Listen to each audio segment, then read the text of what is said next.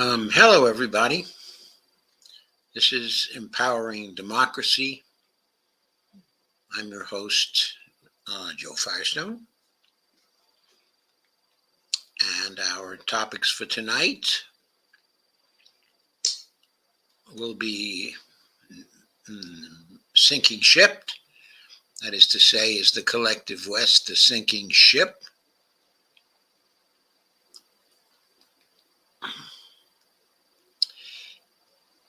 Is the United States burying security? Have we reached the end of the war on the terror?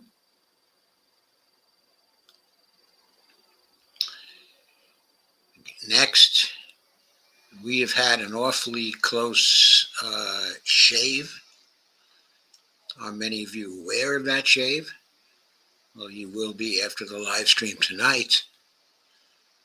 And finally, the topic of free speech. So 5 topics for tonight. I expect it's going to be a busy night. And I hope you all enjoy it. I see Dee is here.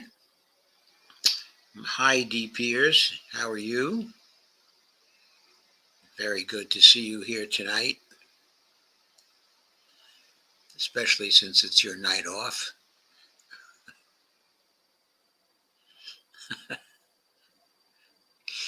Anyway,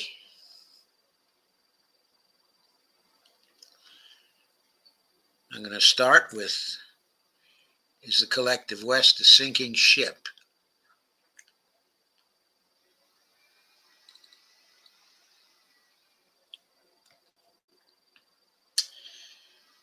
And that topic is based on the article by Alistair Crook, Closing Hatches Before Rains Foundered the Western Vessel.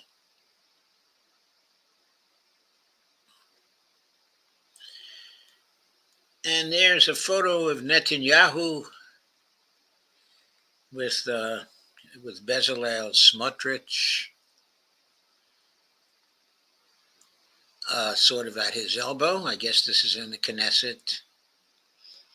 The caption reads, "The war is lost, and the struggle to keep the enforced pretending going is breaking through, to be seen by all as a false reality."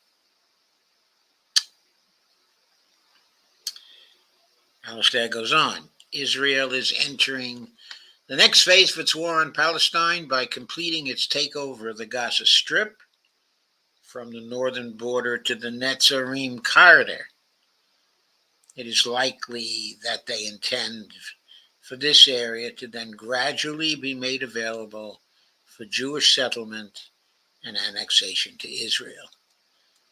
In the piece titled, quote, Annexation, Expulsion, and Israeli Settlements, Netanyahu gears up for next phase of Gaza war, unquote. The editor of Haaretz, Aleph Ben, writes, were the takeover to proceed, quote, Palestinian residents who remain in northern Gaza will be expelled, as suggested by Major General Reserve Giora Eland, under threat of starvation and under cover of, quote, protecting their lives, unquote. But Netanyahu and his supporters will see this move, Ben suggests, as a lifetime achievement, expanding Israel's territory for the first time. After 50 years of Israeli withdrawals, this will be the Israeli right's, quote, Zionist response, unquote, to the 7th of October. This extraordinary shift was actuated not just through military operations, but by the stroke of a pen. The appointment of Colonel Elad Goren as head of the humanitarian civil effort in Gaza which effectively makes him, quote, governor of Gaza, unquote, for years to come. Less noted in the Western mainstream media is the harsh reality that in the course of the 20 months in which the current Israeli government has been in power, Ben-Gvir has armed a 10,000 strong settler vigilante movement that has been terrorizing Palestinians in the West Bank. The police in the occupied territories already answer to Ben-Gvir's authority. What is missing from this appreciation is that whilst Ben-Gvir has been assembling the, quote, state of Judea's naval army, unquote, the Israeli brown shirts, Finance Minister Smotrich, who heads the administration of the territories, has revolutionized the situation for Jewish settlers and Palestinians in the West Bank. Authority in the West Bank has been turned over to a closed right-wing messianic movement that answers only to a single man, Smotrich, the governor of the West Bank in all but name. In what Nahum Barnea describes as a stealth pincer movement deployed by Smotrich, one arm of power has lain with his authority as finance minister. The second arm consists in the power delegated to him in his capacity as second minister in the defense ministry. Smotrich is in the Israeli government's objective, laid out in Smotrich's, quote, decisive plan, unquote, in 2017 has not changed. To induce the collapse of the Palestinian Authority, to prevent the establishment of a Palestinian state, and to give the 7 million Palestinians who live between the Jordan River and the Mediterranean Sea a choice: to die fighting, to immigrate to another country, or to live forever as vassals in a greater Israeli state. Have no doubt, quote, the decisive plan, unquote, for Palestinians is well underway. And the terrorizing West Bankers to quit their land, the destruction of social infrastructure in the West Bank, as with Gaza, and through a harsh financial squeeze on Palestinian society, as in Gaza. Netanyahu's obfuscation about the likely future of Gaza needs little further explanation. The Palestinians in northern Gaza will face the fate of the Armenians in Nagorno-Karabakh. They were expelled overnight from the region a year ago in a rapid move by Azerbaijanis. The world saw this and simply, quote, moved on, unquote, in the Israeli understanding of history. Netanyahu preferred to stay with a, quote, small lie, unquote, about Gaza's future, rather than say the big truth out loud. With Netanyahu's statement last week on U.S. Fox News that, quote, no deal for the release of hostages from Gaza is in the making, nor even close to being sealed, and by adding that the positive vibes, mostly emanating from Washington, were, quote, false narratives, unquote, Netanyahu effectively launched the next phase in Israel's war, specifically military action in the north of Israel, aimed at creating the conditions for the return of its displaced residents. These three Israeli components, North Gaza, the West Bank, and Lebanon, mesh together. In fact, they are interlinked. In the absence of a diplomatic agreement, quote unquote, in which Hezbollah would be removed from the border region and to not return, Israel, by force of logic, has but two options: a Gaza ceasefire that might pacify its northern border, or a deliberate escalation in the north with all its ramifications. The notion that Hezbollah would be, quote, coaxed, unquote, away from Lebanon's border There's always, quote, pie in the sky, unquote. The prospects for a Gaza deal, the mediators say, are, quote, next to zero. So Israel's attention has turned northwards. General Gantz, chair of the National Unity Opposition Party in Washington for the Middle East America Dialogue, MEAD Summit, and a critic of Netanyahu's government, nonetheless seemed reconciled to the inevitable, quote, the story of Hamas is old news, unquote, he said, quote, the story of Iran and its proxies all around the area and what they're trying to do is the real issue. The military focus should shift from Gaza to Lebanon, unquote, adding that, quote, we're late on this, unquote, and quote again, the time for action in the north has come, unquote.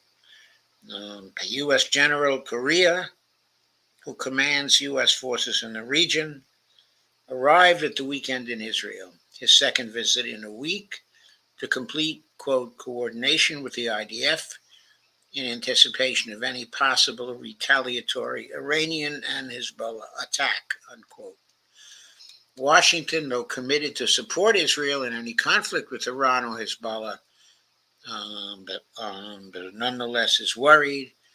Senior American officials expressed fear in recent days that a full-scale war against Hezbollah will lead to huge damage to the Israeli home front, especially if Iran and others from the resistance alliance join in.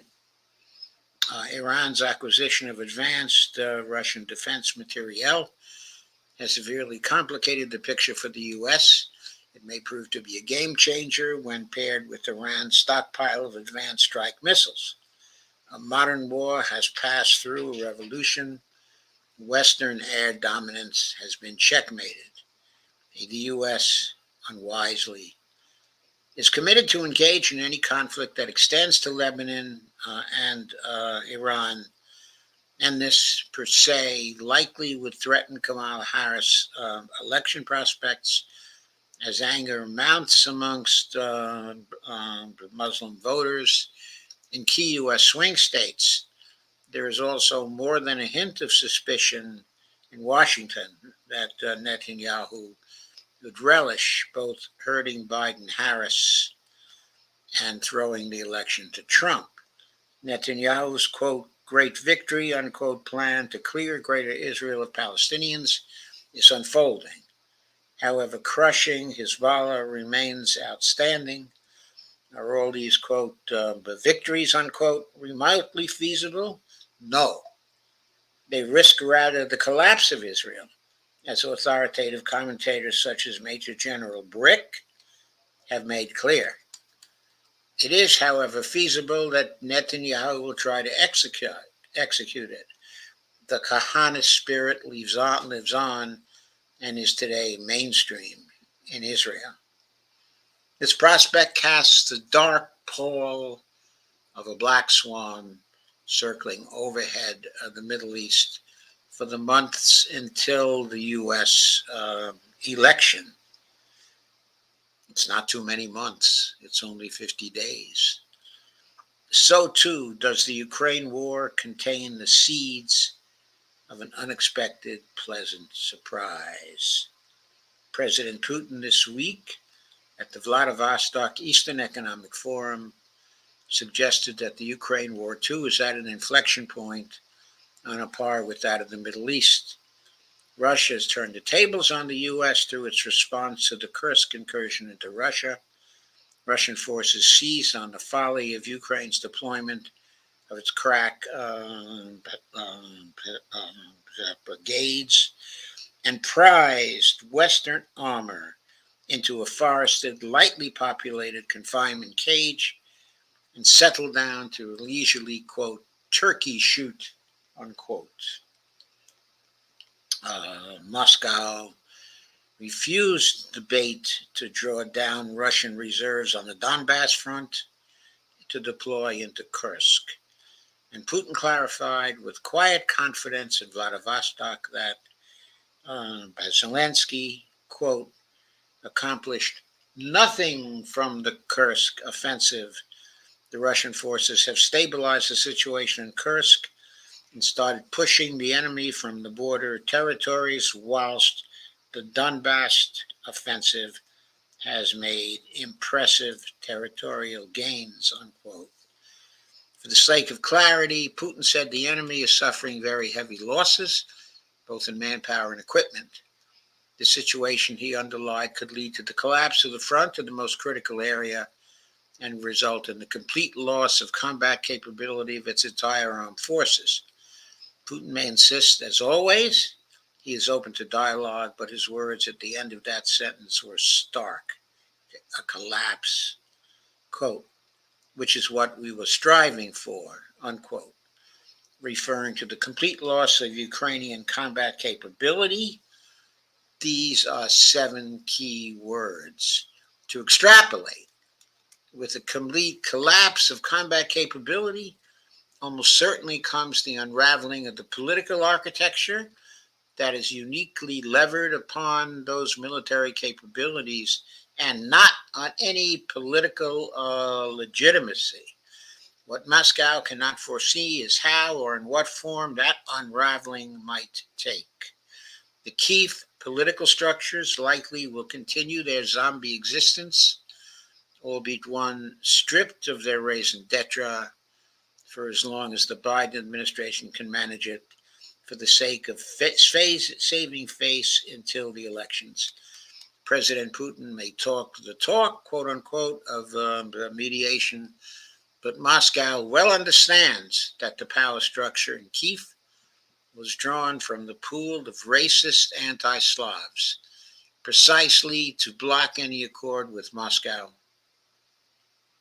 Mediation is bound to be rebuffed. That was Washington's purpose in empowering the Stefan Banderista bloc from the outset.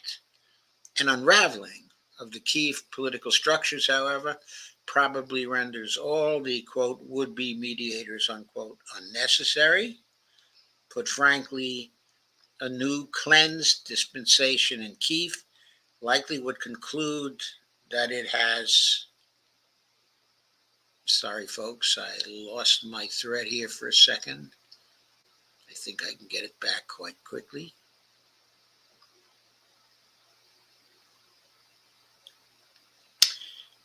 Yes, put frankly, a new cleansed dispensation in Kiev likely would conclude that it is little option other than capitulation on the battlefront to offer formal neutrality and limits to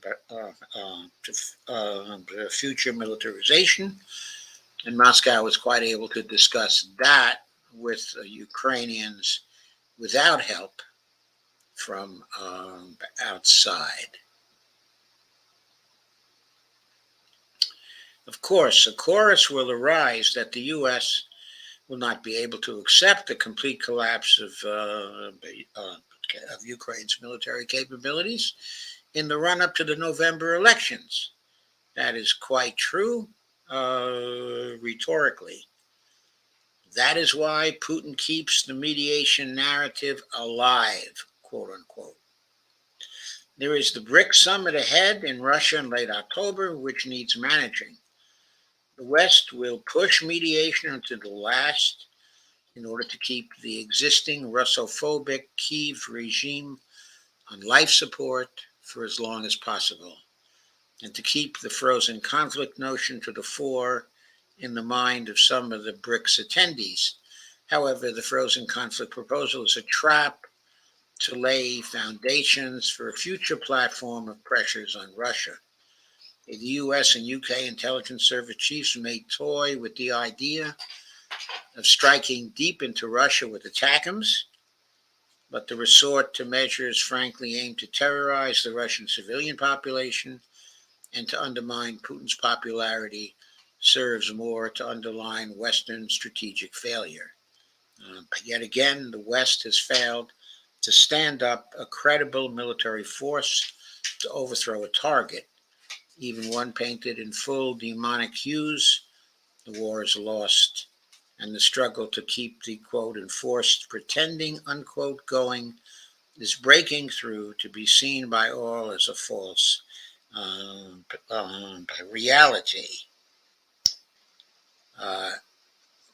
And here's a video from Judging Freedom, which we will not play, okay, where Alistair Crook engages in conversation about this particular video.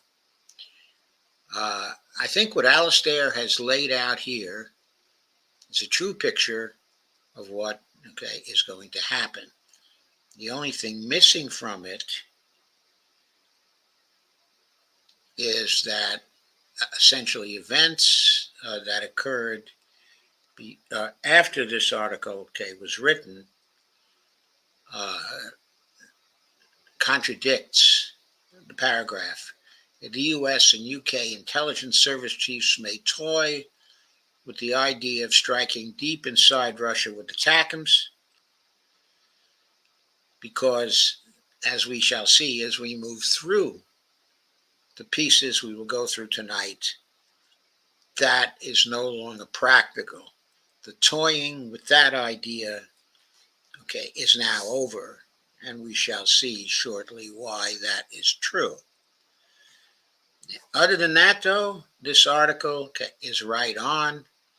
What Russia will do is to try to keep the regime in Kyiv afloat until after the election, okay, in November, so as not to interfere in that election. Then Russia will most probably move very, very quickly to collapse the military, okay, of Ukraine and to replace the regime in Kyiv with a new regime that is willing to engage in unconditional surrender, and then Moscow will accomplish exactly what it wants to accomplish, okay, with Kyiv. So there we are, a great analysis, okay, by Alistair Crook.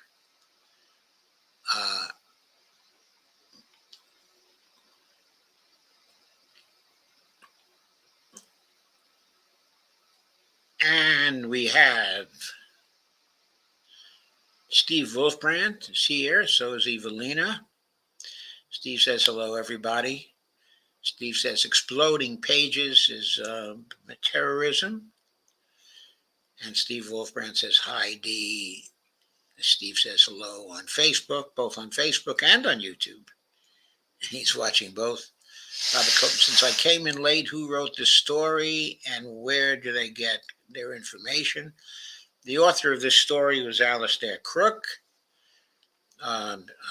He is a diplomat, okay, a British diplomat, a former British diplomat who is now retired and who lives, okay, in Italy. But he's extremely experienced and he has great sources both in Ukraine, okay, and in Israel and throughout the whole area, okay, of Europe. And he's a brilliant analyst.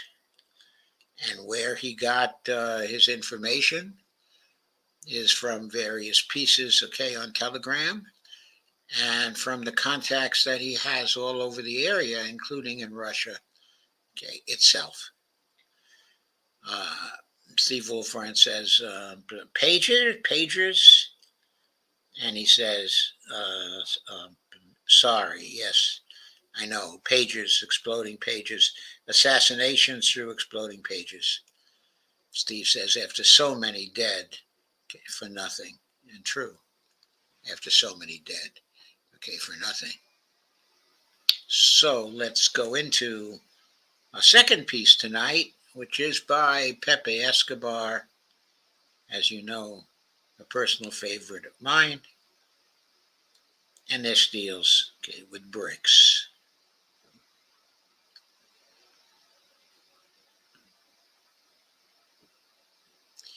Title of it is BRICS, the Rise of China and How the Hegemon has Buried the Concept of, quote, security, quote unquote. This was written by Pepe on September 14th. It's 1,400 words, and I will read it and do commentary at the same time. The first meeting of security experts, national security advisors, under the expanded BRICS Plus format at the Konstanovsky Palace in St. Petersburg unveiled quite a few nuggets. Let's start with China. Foreign Minister Wang Yi proposed 4 BRICS-centric security initiatives, essentially BRICS Plus and beyond. Considering further expansion, should aim at peaceful coexistence, independence, autonomy, and true multilateralism, which implies a rejection of exceptionalism.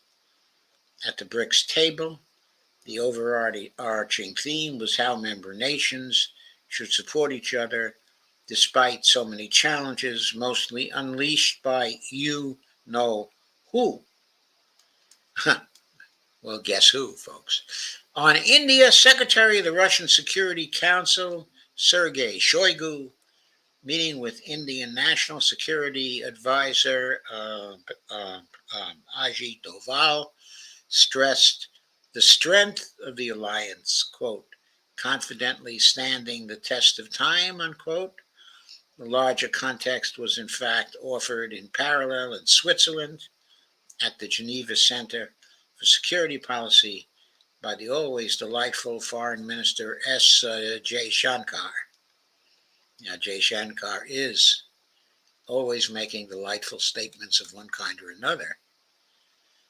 Here's a quote. There was a club called G7, but you wouldn't let anybody else into it. So we said we'd go and form our own club. It's actually a very interesting group because if you look at it, typically any club or any group has either a geographical contiguity or some common historical experience or a very strong economic connect, unquote. But with BRICS, what stands out is, quote, big countries rising in the international system. Yep. Certainly Brazil, Russia, India, India, China, and South Africa are all really big countries. Cut to Russian Deputy Foreign Minister Sergei Rybakov, stressing how Russia and Brazil, quote, have similar approaches to key international issues, unquote, emphasizing how Moscow cherishes the current, quote, bilateral mutual understanding and interaction, including in the light of the simultaneous presidencies of BRICS and G20 this year. In 2024, Russia presides over BRICS, while Brazil presides over the G20, the Russian-Iran strategic partnership. President Putin, apart from addressing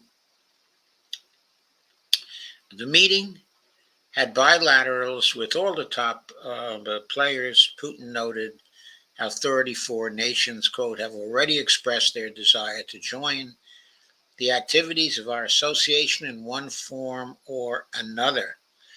Meeting with Wang Yi, the foreign minister of China, of course, Putin stressed that the Russia-China strategic partnership is in favor of a just world order, a principle supported by the global South. Wang Yi confirmed President Xi Jinping has already accepted the official Russian invitation for the BRICS summit next month in Kazan, and next month, of course, being October. Putin also met with Secretary of Iran's Supreme National Security Council, whose name is Ali Ahmadian. Putin confirmed he is expecting Iranian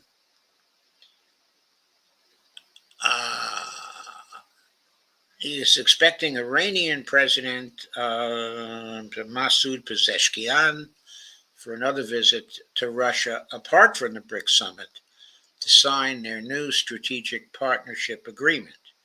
Geoeconomics is key, Okay, the development of the International North-South Transportation Corridor, the INSTC, was confirmed as a top Russia-Iran priority.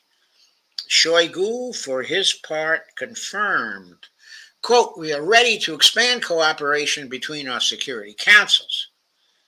The deal will be signed by both presidents soon."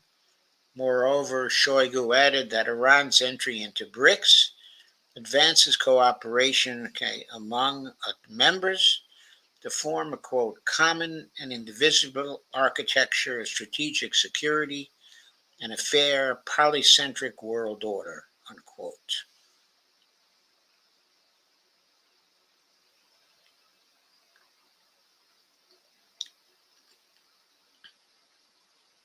Now compare it with the new collective West, quote, "strategy," unquote, which has been adopted by the US, UK, France, and Germany. Another sanctions wave against Iran related to the case of Iranian missiles transferred to Russia. Ahmed Bakshayish Ardestani, a member of the Iranian Parliament's National Security and Foreign Policy Commission, confirmed early this week that Iran is sending missiles and drones to Russia as part of their defense agreements. But the heart of the story is that these missiles are Russian anyway. They're just being produced in Iran. While security was being discussed in St. Petersburg, China was hosting the BRICS Forum on Partnership on New Industrial Revolution 2024. Okay, in Xiamen in Fujian province. Talk about interlocking BRICS cooperation. As sanctioned to oblivion, Iran has been trying to get access to new industrial technologies. Iran-China collaboration on everything from AI to green technologies will be surging further on down the road. A new Eurasian security architecture. The heart of the matter is China's rising status as the top global trade power, as scores of nations across the global south adapt to the fact that interaction with China is the privileged vector to improve their own domestic living standards and socioeconomic development. The monumental shift in international relations is reducing the collective West to a bunch of headless chickens. China's increased power is reflected in every major geoeconomics move, from the RCEP, the Regional Comprehensive Economic Partnership, a mega inter-Asia free trade agreement, FTA, to the countless ramifications of the Belt and Road Initiative, BRI projects, and all the way to BRICS Plus cooperation. The future of all global South nations involved spell out getting closer and closer to China. In sharp contrast, the hegemon, and that is bipartisan, all the way down from the rarefied plutocracy, simply cannot contemplate a world it does not control. An EU prone to acute disaggregation basically reasons, quote unquote, along the same lines. For the whole collective West, the demented double trouble desire of maintaining hegemony while preventing the rise of China is unsustainable. Add to it the mad obsession of the current U.S. administration to inflict a, quote, "strategic defeat," unquote, on Russia, since it rejected Moscow's late 2021 proposal for a new European security architecture, actually, and, quote, "indivisibility of security," unquote, concerning the whole of Eurasia. This new pan-Eurasian security system proposed by Putin was discussed in detail at the latest Shanghai Cooperation Organization, SEO, summit. Putin actually stated that a, quote, "decision was made to turn the SEO regional anti-terrorist structure into a universal center tasked with responding to the entire range of security threats, unquote. It all started with the concept of, quote, greater Eurasian partnership, unquote, which Putin advanced in late 2015. That was refined during his annual address to the Federal Assembly last February. And then in a meeting with key Russian diplomats in June, Putin stressed that the time was right to kickstart a comprehensive discussion of bilateral and multilateral guarantees embedded in a new vision for collective Eurasian security. The idea from the start was always inclusive. Putin stressed the need to create a security architecture open to, quote, all European countries that wish to participate, including, quote, European and NATO countries. Add to it the drive to conduct discussions with all sorts of Eurasia-wide multilateral organizations, such as the Union State of Russia, Belarus, the CSTO, the EAEU, the CIS, and the SCO. Crucially, this new security architecture should, quote, gradually phase out the military presence of external powers in the Eurasian region, unquote. Translation, phasing out of NATO.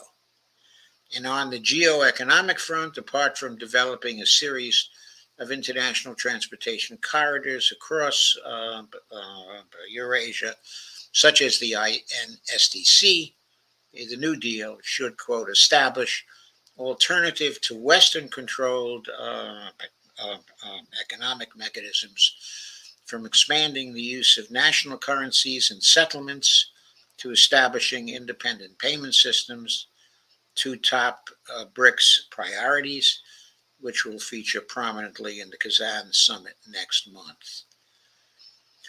We want a three-front war. As it stands, a deaf, dumb, and blind Washington remains obsessed with its single-minded declared goal of inflicting a strategic defeat on Russia.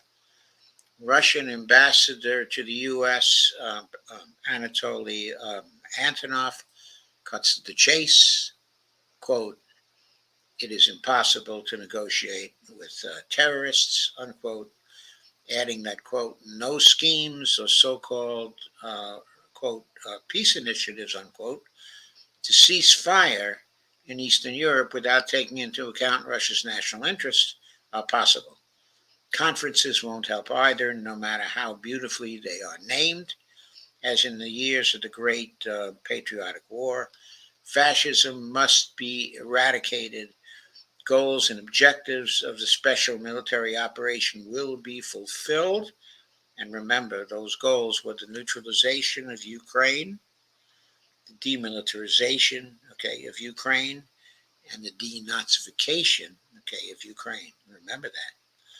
No one should have any doubts that this is exactly how it's going to be, unquote. And that brings us to the current incandescent juncture.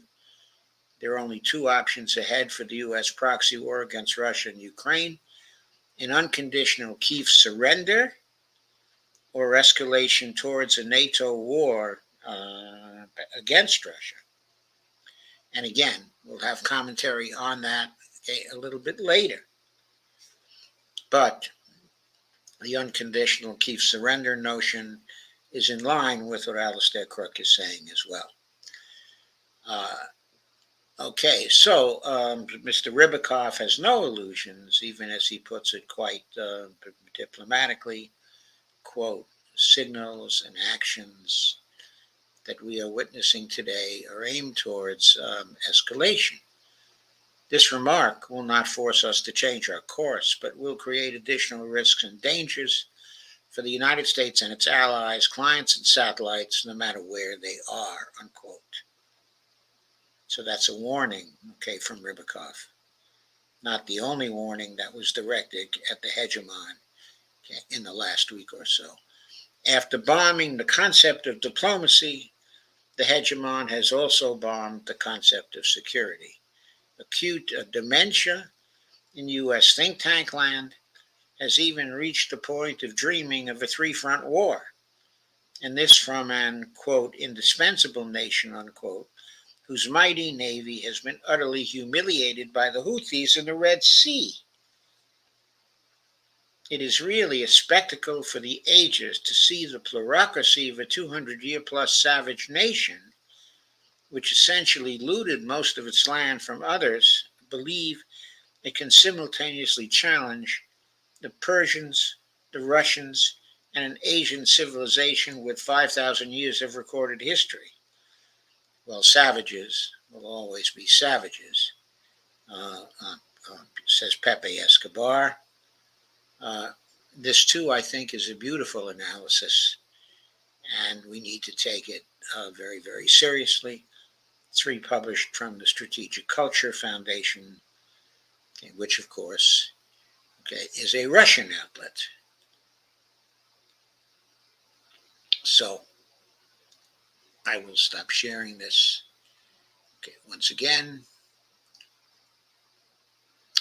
and move to check your comments. Evelina says, so there will be a security wing in BRICS, not only economic. Evidently, there will be a security wing. Evelina says, for trade routes, I suppose. I like that supposition. I'm not sure, but I think essentially for trade routes, it seems to be, it'll be focused, on anti-terrorism. And you can consider that to be roughly anti-CIA activities, because, of course, the CIA in recent years has been getting very involved, in terrorism, while it claims, of course, to be highly anti-terrorist.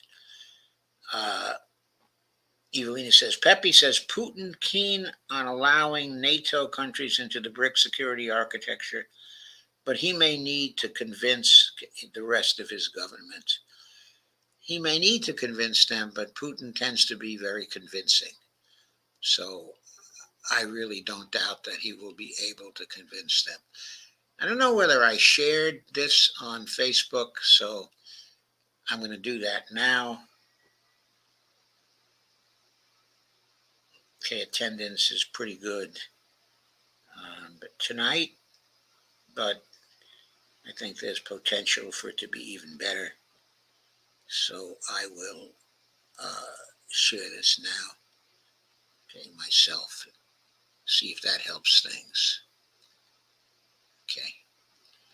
But going forward, the next one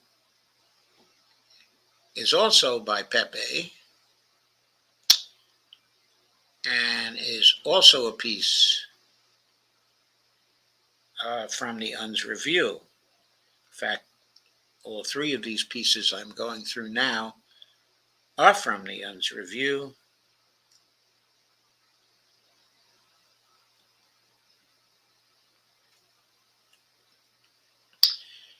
The title of this one by Pepe, which was written on September 13th, is from 11th of September to the 7th of October, the fake, quote, war on terror, unquote, collapses. This is a 1,700-word piece.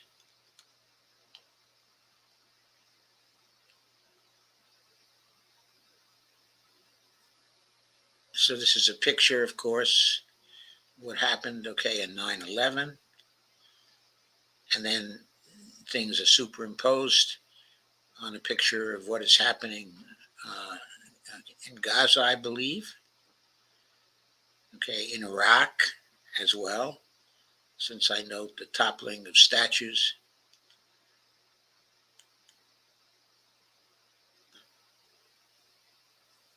That building may be from Syria, not from Gaza. But anyway, colonization is the best affair of business in which the capital of an old and wealthy country can engage. The same rules of international morality do not apply between civilized nations and barbarians. And this is a quote from the absolute scion of liberalism, John Stuart Mill, quoted by Eileen Sullivan, and quote, by Liberalism and Imperialism. J.S. Mill's defense of the British Empire, unquote. This is from the Journal of the History of Ideas. Interesting quote. If you've read any of the philosophy of John Stuart Mill, okay, at all. The events of 11th of September 2001 were intended to impose and enshrine a new exceptionalist paradigm on the young 21st century. History, though, ruled otherwise, cast as an attack on the U.S. homeland, 11th of September 2001, immediately generated the Global War on Terror, GWOT, launched at 11 p.m. on the same day, initially christened, quote, the Long War, unquote, by the Pentagon. The term was later sanitized by the administration of Barack Obama as, quote, Overseas Contingency Operations, OCO, unquote. The U.S. manufactured war on terror spent a notoriously untrackable $8 trillion defeating a phantom enemy, killed over 500,000 people, overwhelmingly Muslims, and branched out into illegal wars against 7 Muslim majority states. All of this was relentlessly justified on, quote, humanitarian grounds, unquote, and allegedly supported by the, quote, international community, unquote, before that term, too, was renamed as the, quote, rules-based international order, unquote. Cui bono, who stands to gain, or who benefits, remains the paramount question related to all matters related to 11th of September 2001. A tight network of fervently Israel-first neocons strategically positioned across the defense and national security establishments by Vice President Dick Cheney, who had served as Secretary of Defense in the administration of George W. Bush's father, sprang into action to impose the long-planned agenda of the Project for the New American Century, or PNAC. That far-reaching agenda had waited in the wings for the right trigger, a, quote, new Pearl Harbor, unquote, to justify a slew of regime change operations and wars across much of West Asia and other Muslim states, reshaping global geopolitics for the benefit of Israel. U.S. General Wesley Clark's notorious revelation of a secret Cheney regime plot to destroy 7 major Islamic countries over 5 years, from Iraq, Syria, and Libya, all the way to Iran, showed us that the planning had already been done in advance. These targeted nations has one thing in common. They were resolute enemies of the occupation state and firm supporters of Palestinian rights. The sweet deal from Tel Aviv's perspective was that the war on terror would have the U.S. and its Western allies fighting all these serially Israeli profiting wars on behalf of, quote, civilization, unquote, and against the, quote, barbarians, unquote. The Israelis couldn't have been more happy or smug about the direction this was going. It's no wonder that 7th of October 2023 is a mirror image of 11th of September 2001. The occupation state itself advertised this as Israel's own 11th of September, quote unquote. Parallels abound in more ways than one, but certainly not in the way Israel firsters and the cabal of extremists leading Tel Aviv expected. Syria, the turning point. The Western hegemon excels in constructing narratives and is currently wallowing in the Russophobia, Iranophobia, and Sinophobia swamps of its own creation, discrediting official, immutable narratives, such as the one about 11th of September remains the ultimate taboo. But a false narrative construct cannot hold out forever. 3 years ago, on the 20th anniversary of the Twin Towers collapsing.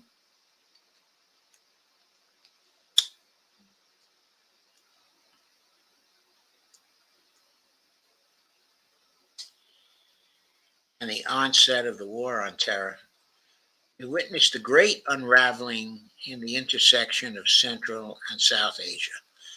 The Taliban were back in power, celebrating their victory over the hegemon in a discombobulated forever war. By then, the quote, 7 countries in 5 years obsession, unquote, aiming to forge a quote, new Middle East, unquote, was being derailed across the spectrum. Syria was the turning point, though some would argue the tea leaves were already cast when the Lebanese resistance defeated Israel in 2000 and then again in 2006. But smashing independent Syria would have paved the way for the hegemon and Israel's holy grail, regime change, okay, in Iran. U.S. occupation forces entered Syria in late 2014 under the pretext of fighting, quote, terror, unquote. That was Obama's OCO in action.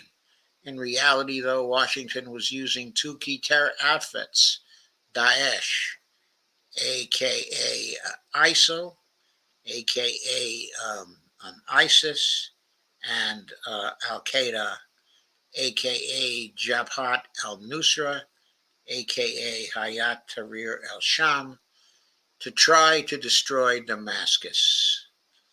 That was conclusively proved by a declassified 2012 U.S. Defense Intelligence Agency DIA document, later confirmed by General Michael Flynn, the DIA's chief, when the assessment was written. Quote, I think it was a willful decision by the Obama administration, unquote, when it comes to helping, not fighting terror. ISIS was conceived to fight both the Iraqi and Syrian armies. The terror group was an offspring of Al Qaeda in Iraq, AQI, then renamed Islamic State in Iraq, ISI, then rebranded as ISIL, and finally ISIS after it crossed the Syrian border in 2012. The crucial point is that both ISIS and Nusra Front, later Hayat Tahrir al Sham, were hardcore Salafi jihadi Al Qaeda offshoots. Russia entering the Syrian theater at Damascus invitation in September 2015 was the real game changer. Russian President Vladimir Putin decided to actually engage in a real war on terror in Syria territory before that territory reached the Russian Federation's borders. This was captured by the standard formulation in Moscow at the time. Distance from Aleppo to Grozny, of course, a Russian city, is only 900 kilometers. The Russians, after all, had already been subjected to the same brand and modus operandi of terror in Chechnya in the 1990s, and afterward many Chechen jihadis escaped, only to end up joining dodgy outfits in Syria financed by the Saudis. The late great Lebanese analyst Anis Nakash later confirmed that it was the legendary Iranian Quds Force commander Qasem Soleimani who convinced Putin in person to enter the Syrian theater of war and help defeat Qaeda terrorism. This strategic master plan, it transpires, was to fatally debilitate the United States in West Asia.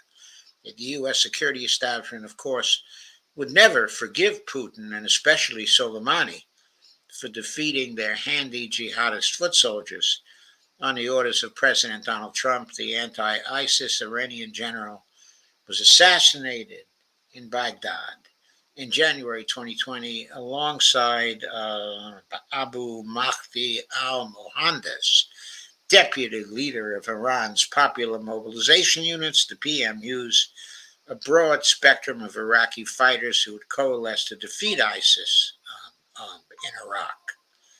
Boy, this article is so wonderfully wide-ranging. Burying the legacy of 11th of September. Soleimani's strategic toward the force of setting up and coordinating the axis of resistance against Israel and the U.S. was years in the making. In Iraq, for instance, the PMUs were propelled to the forefront of the resistance because the Iraqi military, U.S. trained and U.S. controlled, simply could not fight ISIS. The PMUs were created after a fatwa by Grand Ayatollah Sistani in June of 2014, when ISIS began its Iraqi rampage by imploring, quote, all Iraqi citizens, unquote, to, quote, defend the country, its people, the honor of its citizens, and its sacred sites, unquote. Several PMUs were backed by Soleimani's Quds Force, who ironically for the rest of the decade would be invariably branded by Washington as a master terrorist, quote unquote. In parallel, crucially, the Iraqi government hosted an anti-ISIS intel center in Baghdad, led by Russia. The credit for defeating ISIS in Iraq went mostly to the PMUs, complemented by its help to Damascus via the integration of PMU units into the Syrian Arab Army. That was what a real war on terror was all about, that not that misnomered American construct called, quote, the war on terror, unquote. Best yet, the indigenously West Asian response to terror was and remains non-sectarian. Tehran supports secular pluralists of Syria and Sunni Palestine. But Lebanon features a Hezbollah Christian alliance. Iraq's PMUs feature a Sunni Shia Christian alliance. Divide and rule simply do not apply in a homegrown anti-terror strategy. And what happened on the 7th of October 2023 propelled the regional resistance forces ethos to a whole new level. In one swift move, it destroyed the myth of Israeli military invincibility and its much lauded surveillance and intelligence primacy. Even as the horrifying genocide across Gaza proceeds unabated, with possibly as many as 200,000 civilian deaths, according to the Lancet, the Israeli economy is being eviscerated. Yemen's strategic blockade of the Bab el-Mandeb and the Red Sea to any Israeli-linked or destined shipping vessel is a masterstroke of efficiency and simplicity. Not only has it already bankrupted Israel's strategic Eilat port, but also as a bonus, has offered a spectacular humiliation of the thalassocratic hegemon, with the Yemenis de facto defeating the U.S. Navy. In less than a year, the concerted strategies of the axis of resistance have essentially buried 6 feet under the fake war on terror and its multi-trillion-dollar gravy train. As much as Israel profited from events after 11th of September, Tel Aviv's actions after 7th of October rapidly accelerated its unraveling. Today, amidst massive global majority condemnation of Israel's Gaza genocide, the occupation state stands as a pariah, tainting its allies and exposing the hegemon's hypocrisy with each passing day. The hegemon, it gets even more alarming. Recall the 1997 warning of Dr. Zbigniew Grand chessboard, quote unquote, Brzezinski, quote, it is imperative that no Eurasian challenger emerges capable of dominating Eurasia, and thus of also challenging America, unquote. In the end, all the combined sound and fury of 11th of September, the war on terror, long war, operation this and that, over 2 decades, has metastasized into exactly what Zabig, quote unquote, feared. Not only has a mere challenger, quote unquote, emerged, but a full-fledged Russia-China strategic partnership that is setting a new tone for Eurasia. Suddenly, Washington has forgotten all about terrorism. This is the real, quote, enemy, unquote. now considered the top two U.S., quote, strategic threats, unquote, not Al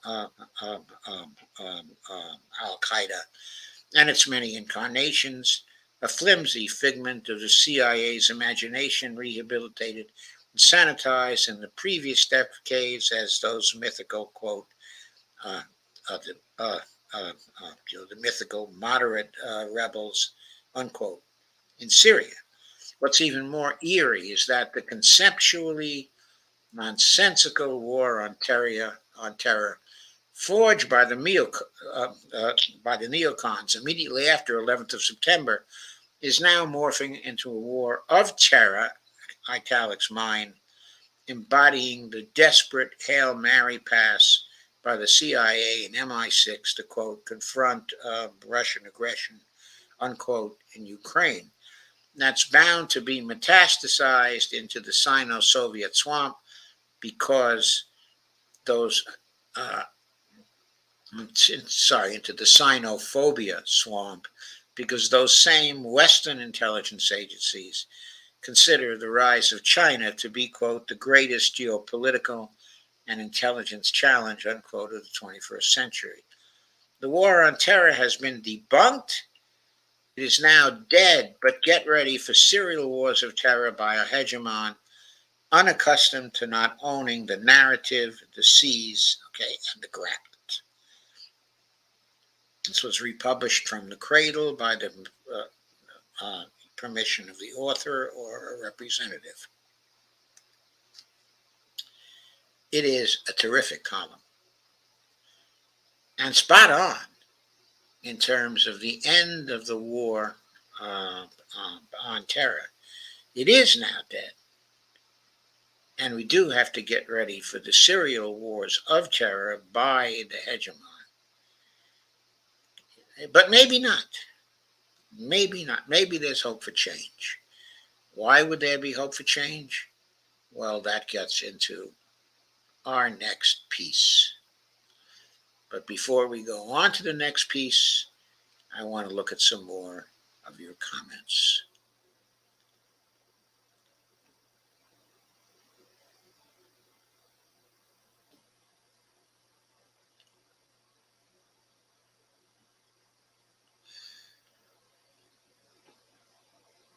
Okay, Evelina says they said no to Turkey. Who said no to Turkey? Oh, you mean NATO said no to Turkey? Yeah, NATO said no to Turkey, but I think Turkey is about to get invited by BRICS. Robert Copeland says there are three sides to every story: your side, their side, okay, and the truth. Evelina says joining BRICS. Yeah, there she goes. I don't know who you are referring to as your side. Uh, you may be referring to me, but from my standpoint, I am telling the truth as I see the truth. Of course, that may not be the truth. We never know whether what we think is the truth is actually the truth. But over time, we might be able to get, okay, a pretty good idea. Like, for example, when we see the military collapse of Ukraine in a very short time now, we are finally going to see, okay, the truth that is vastly different from what the mainstream has been reporting all of these months. Steve Wolfbrand says NATO has no reason to exist. Russia is not a threat, okay, to Europe. Of course, as people have been saying, to create a threat, okay, to Europe, what Scott Ritter says is that it would be necessary for Russia to build a military uh, that had 12 million ground forces in it in order to take over Europe. Okay, but Russia in 2 years has not even been able to totally take over the whole of Ukraine. All they've taken over is the eastern part, uh, and they're on their way to building an armed force of 1.5 million right now. They've probably reached a million, okay, by now, but they're nowhere near the 12 million that would be necessary to get into Europe. Evelina says Turkey has to decide one way or another. Turkey, I should say, yes. Turkey has to decide. And when we say Turkey, we realize perhaps they have already decided. Robin, because Turkey army was attacking the Kurdish forces in Syria a few years ago when ISIS had a lot of land in Syria. It was. It was. Evelina says the Russians said no.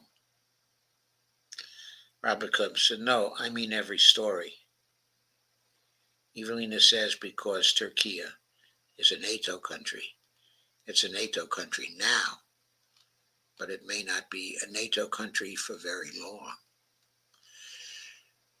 Anyway, that brings us to the next piece for tonight. Specifically, this piece, okay, is a video.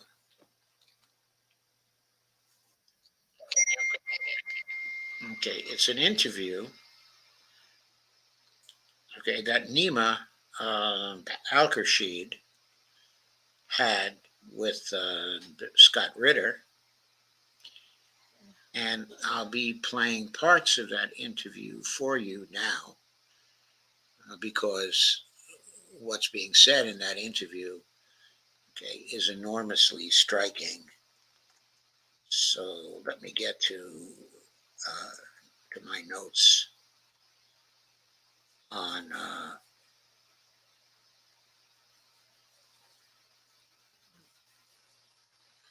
where okay, I need to go. So first we need to start at roughly minute 42 minutes and 45 seconds. So that's just about here. So that's good. Start a bit earlier. Okay. Herself with people that match the Biden policy objectives, Biden could try and tie her hands with doing things in Israel one way or the other. The same thing with Donald Trump.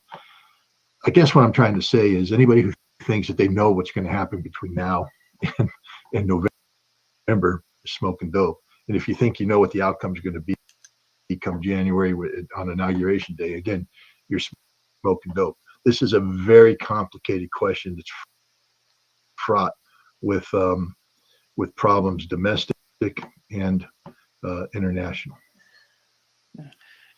Okay, the Hill newspaper reported that Donald Trump, together with RFK Jr., they're asking to have some sort of negotiations with Russians because of the tensions that are increasing that may lead to a nuclear war. And how is that serious in the conflict in Ukraine, in your opinion? Okay, so the question there is based on an article that appeared actually, where is it? I thought I had it here. The article appeared, okay, in the Hill, I believe this morning, and it was by Robert F. Kennedy Jr. and Donald Trump Jr., and they were calling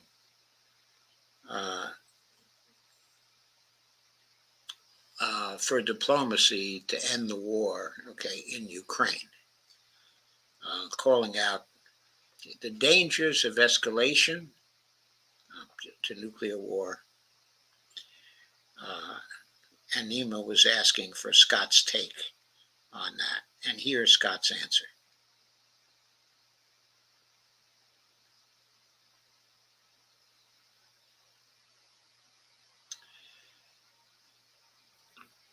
Well, look, I'm going to be as serious as I am. I've said this on other podcasts. I'll say it here. I just hope that everybody in your audience knows you yourself Are you married? I don't mean to ask personal questions, but Yeah. I know you Yeah. have kids. Yeah. You love your family? Yeah. What'd you do this weekend? Did you take them out? Did you enjoy life?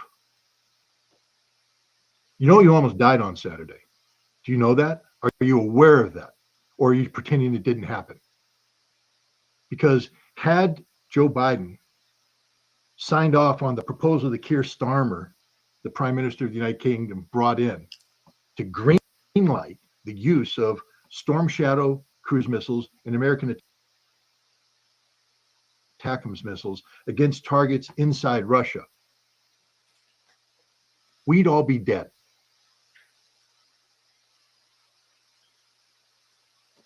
Because it would have triggered a nuclear war.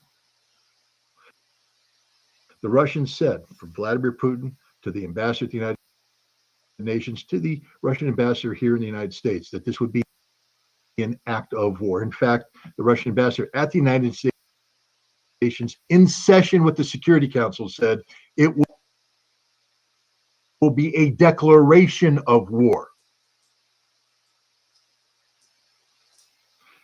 And I believe there was a back channel communication because all of that wasn't resonating. Look at Nima's face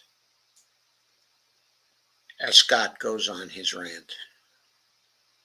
There was a final back channel communication, the content of which I don't know, but I think I know. And I think they said, these are the targets we're going to hit. And the decision's been made. Okay, what Scott was referring to now was that in the back channel communication,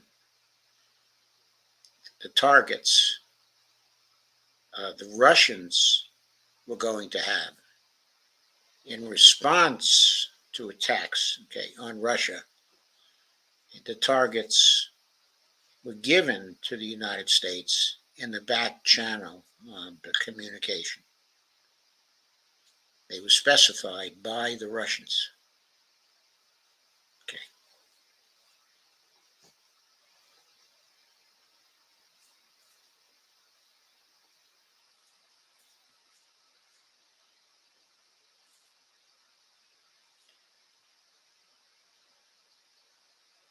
If you do this, this is automatic. You can't stop it. That's why Biden was so mad. Did you see him at his when you get ready to meet with Starmer? Because he was ready. They were ready. They had it all together. Starmer brought the big red box with all the documents. They were going to sign off on this thing because Russia's bluffing. Russia's bluffing. Russia's bluffing. Russia wasn't bluffing. And someone said, what do you think about Putin's thing? I don't give much mind to Putin. Look at that angry old man. You know why he was angry?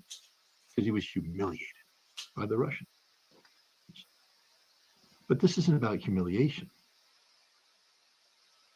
What it's about is that a man named Volodymyr Zelensky has put political pressure on the United States, Great Britain, and NATO to allow him to do something that everybody knows will has the potential of triggering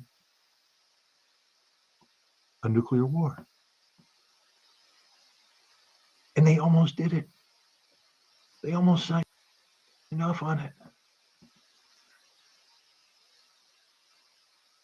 We almost all died this weekend. Do you understand that? I don't think people understand it. 72 minutes is all it takes from the initiation of the first action to the end of the world. 72 frickin' minutes. Whatever the hell you were doing this weekend, you wouldn't have gotten to do it. I went to a movie. You wouldn't have gotten to see the end of the movie. Took my kids for a walk. They ain't coming home. Took my dogs for a walk. You ain't coming home either. There would be no home. And if there is, the consequences of surviving the initial nuclear exchange are worse than dying in the initial nuclear exchange. Nikita Khrushchev said it. The survivors will envy the dead. I don't think everybody gets it. I don't think your audience gets it. I think they're just saying that Guys, we all almost died this weekend. It's the closest we came to nuclear war since the Cuban Missile Crisis. One stroke of the pen would have all been taken. They were getting ready to sign the frickin' documents. I should make clear there, these documents were brought by Keir Starmer, the Prime Minister of the UK. And the documents specified the targets for the ATACMS and the storm shadows in Russia. And the President of the United States and other officials and Starmer was supposed to sign off on those documents and on the targets in Russia that they specified. That's what the purpose of this meeting was.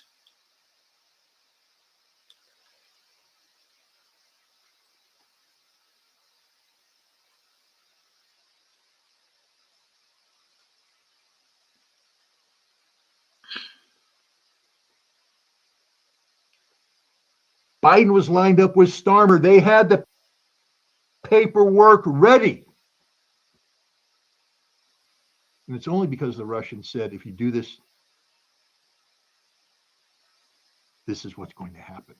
We're not bluffing. And thank God somebody close to Biden went, they ain't bluffing. They're not. And Biden made the right decision. But they're still going to talk about it. Now you're going to go up in the General Assembly and talk about it. Zelensky's to come here and talk about it. How much longer are we going to allow this insane man in Kiev to hold the fate of the world in his hands? Okay, so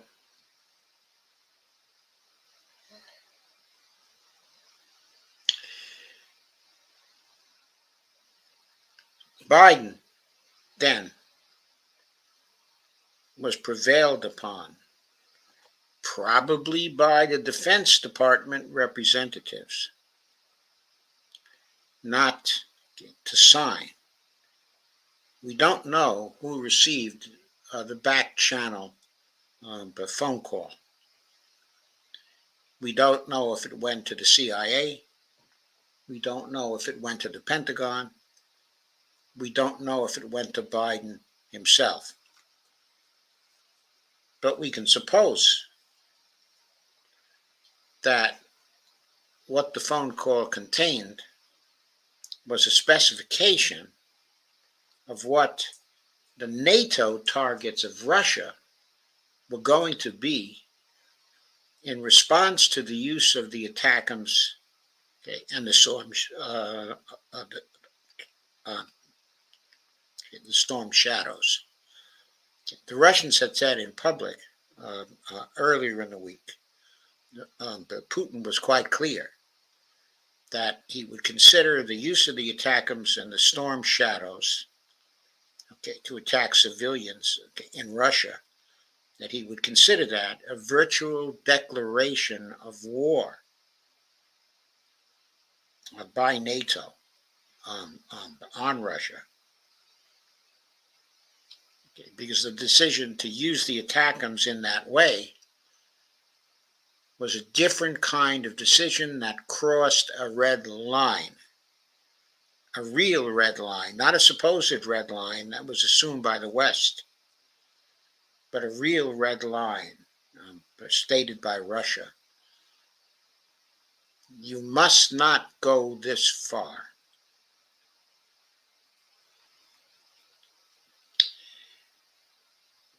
Anyway, however the call came in, the information on the call persuaded Biden not to go ahead with the decision to use the ATACMS and the storm shadows.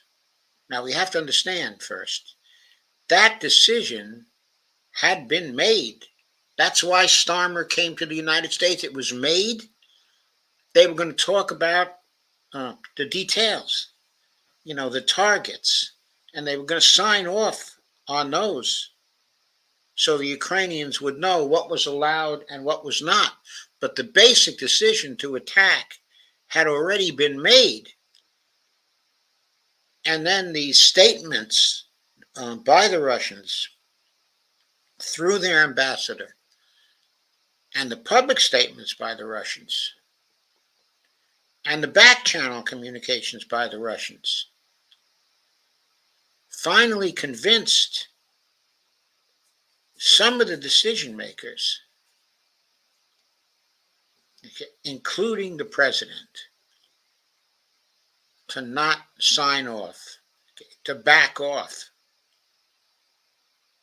This was a crisis as serious as the Cuban Missile Crisis, and Biden made the right call, which was to undo the decision that had earlier been made.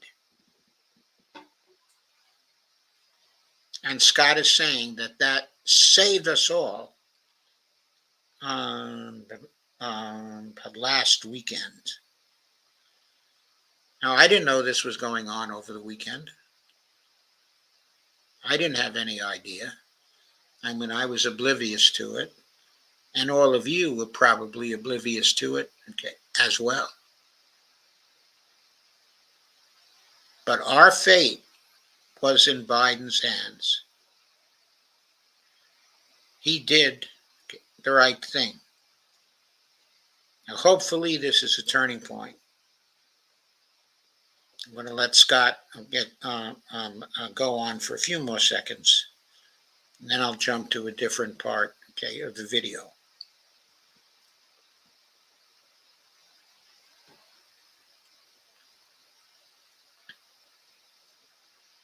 When are we going to take charge and say, oh, we don't want to die? I want to go to the movies. I want to walk the dogs. I want to play with my kids. I want to live. Because that's what this is about. This isn't stupid academic parlor games with, drunk people in the back room smoking cigars going, well, the Russians are bluffing. Well, historically speaking, blah, blah, blah. No, they're not bluffing. This is about America and Great Britain enabling Ukraine to attack Russian cities using weapons provided by the United States and Great Britain, using targets developed by the United States and Great Britain, inserted into the weapon systems by American and British hands. People need to understand, ATACMS can't be launched. It's a GPS guided system, GPS and inertial guidance system. But if it's GPS, commercial GPS, like we all use, well, maybe Scott, I got a Garmin. Great. You got a single signal. Okay, then Scott goes into the technical details. But the point is, the ATACMS could not be fired, could not attack without hands-on from the Americans, hands-on from the British, hands-on from NATO people. They couldn't be fired by the Ukrainians alone. It had to be an active intervention on the part of NATO, on the part of the United States, on the part of the UK. It's essential to understand that. I'm now going to move to the next part, of this video.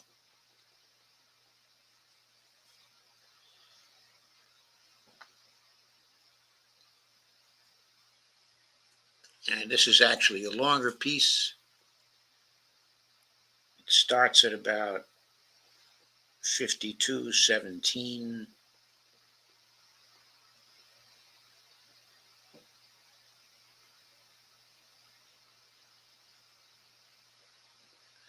That's close enough.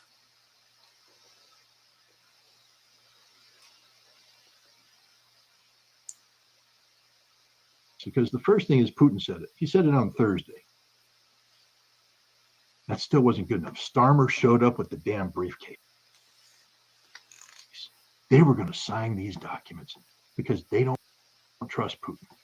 So the UN ambassador, the Russian ambassador, UN in session said this will be a declaration of war. And they still went, he's bluffing. He's bluffing. Man, that's just bluff.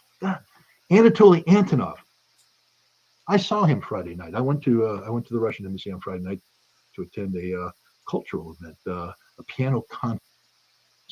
Rimsky-Korsakov, and other Russian composers. Part of the ongoing effort of the Russian embassy to sort of, show people the culture of Russia, so that they say, well, maybe the Russians aren't just brutal savages.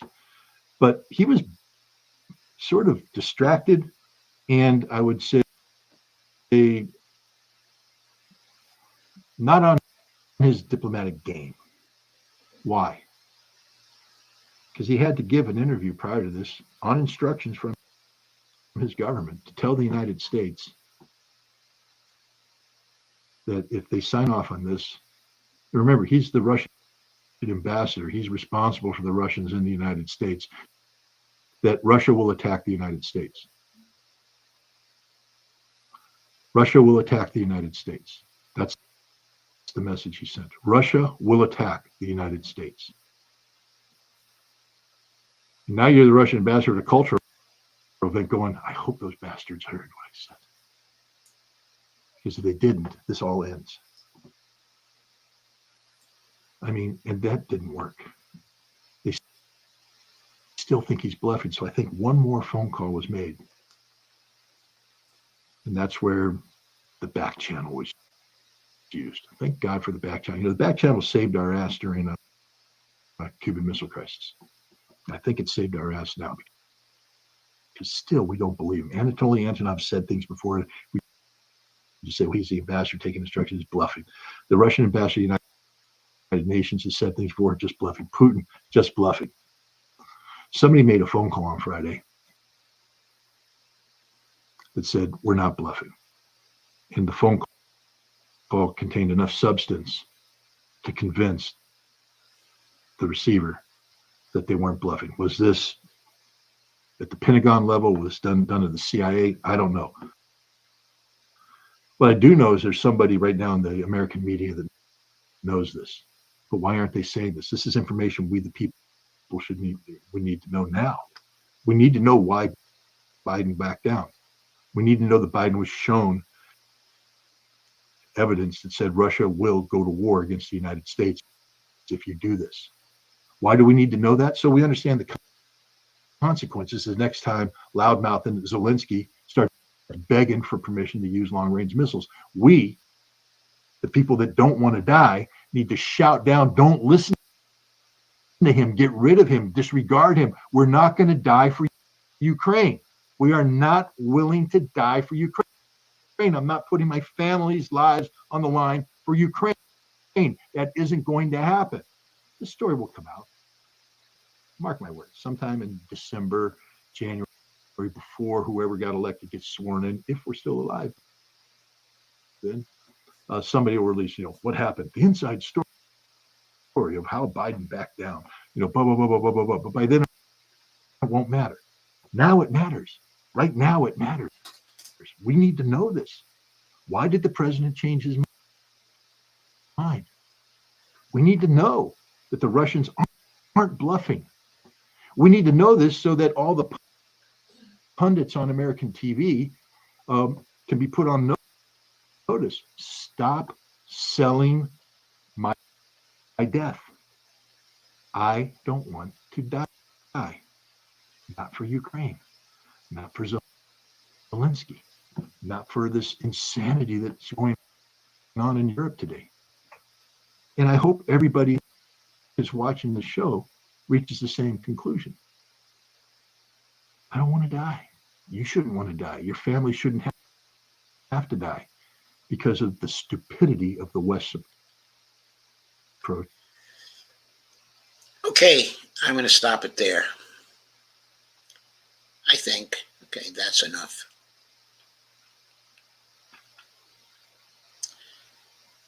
Okay, I hope you all understand what happened.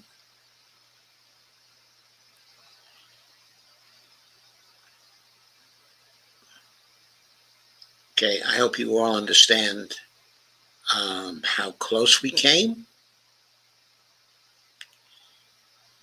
I hope you all understand that Biden, in the end,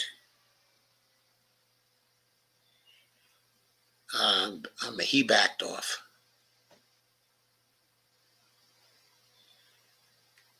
Okay. And backing off, he saved us all. But it was obviously a close thing. He was ready to sign off, okay, on these attacks. And if he hadn't gotten a call, okay, from Russia, or at least if whoever got that call had not gotten it, with the very specific information about what the NATO targets were going to be and what also the US targets, okay, were going to be,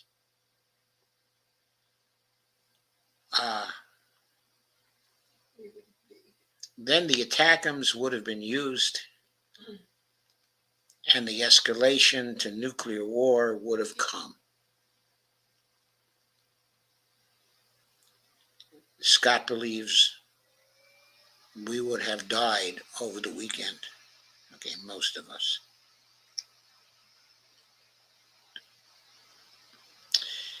Robert Copeland says, I have no faith in Scott Ritter as he only tells one side of the story and does a lot of speculation and doesn't say where he gets, okay, his information.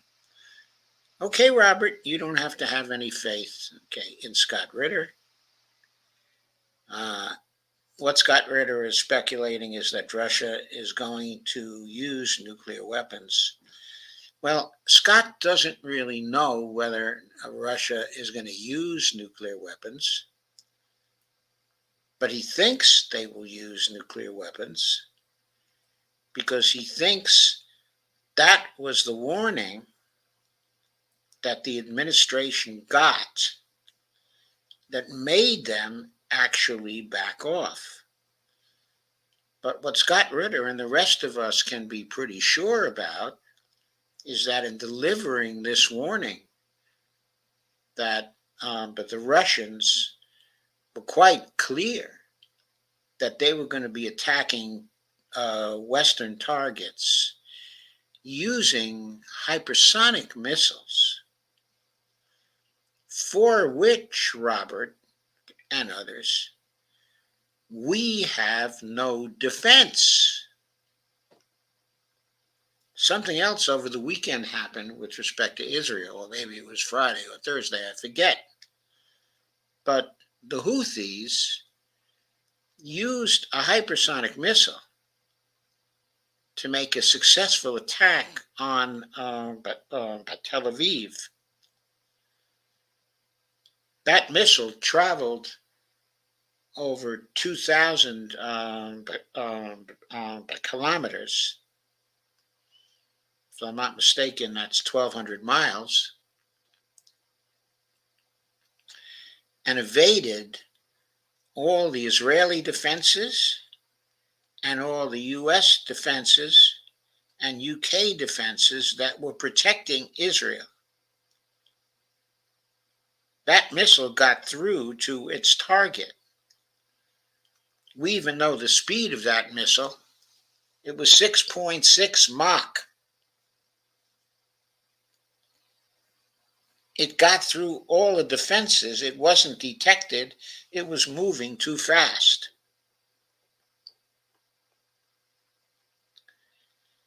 It showed what hypersonic missiles can do.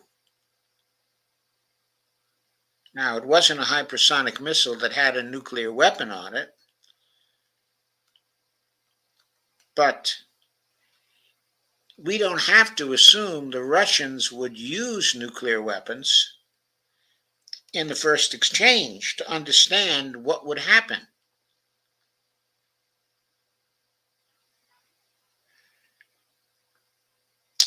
the Russians have conventional warheads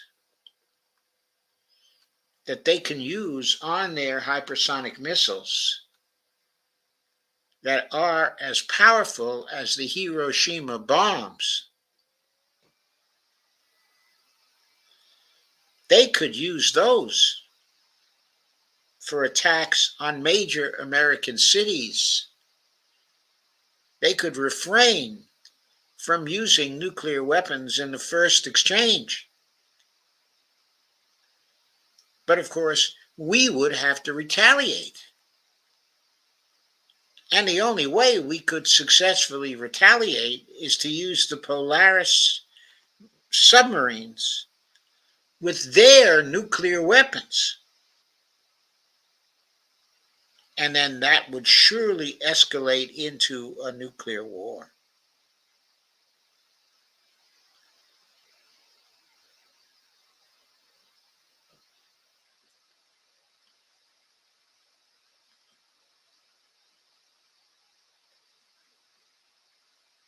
So Scott was assuming the Russians were going to use nuclear weapons.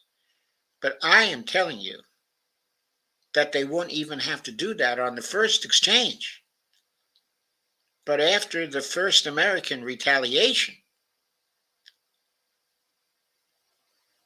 which would involve such weapons, they would definitely be using their weapons. And they might not wait to see if the United States was going to use nuclear weapons. Because why would they? If the Americans attacked first with the ATACMS, why wouldn't Russia go right to using nuclear weapons? Use of the ATACMS would involve devastating attacks on Russian civilians and Russian cities. Why wouldn't the Russians reply with hypersonic missiles that had the nuclear warheads on them? Why wouldn't they move to knock the United States out? Since the United States and the UK had no defense against these weapons, why would they risk further damage to civilians in Russia?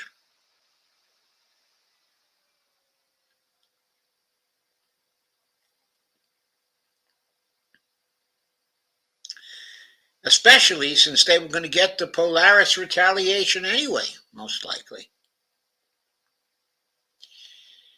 Going on, Starmer and the Labor Party, but says Evelina, Labor isn't what it was. No wonder Jeremy Corbyn is starting a new party, local at first, though if I understood correctly. Yes, you do understand correctly. By the time they wake up, demented Sleepy Joe, we will be all dead. Well, if Scott is right, then demented Sleepy Joe made the right decision. So the ATACMS are not going to happen. Robert says if Russia wants peace, then they should get out of Ukraine. I'm sorry, Robert. You're just way off base. The arming of Ukraine was a threat to Russia, a direct threat to Russia. Russia moved to end that threat.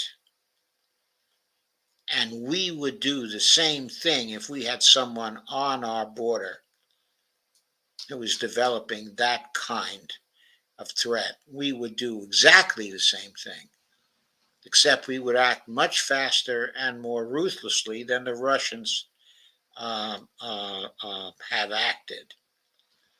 If Russia wants peace, then what they should do is complete the conquest of Ukraine right now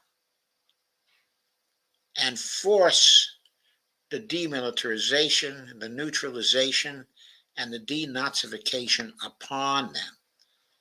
That's the way to get peace. The way to get peace is to force also the disbanding of NATO,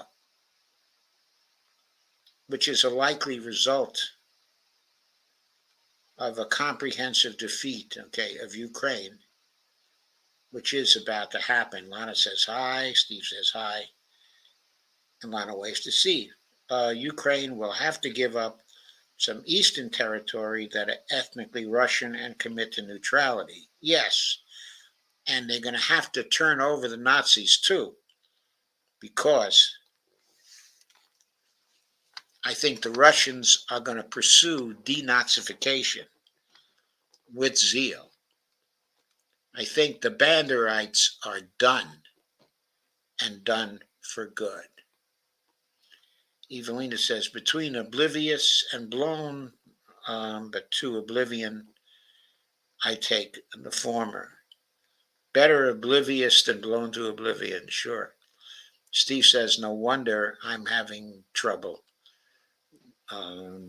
sleeping. Well, I think we can sleep better tonight because know that Biden made the right call.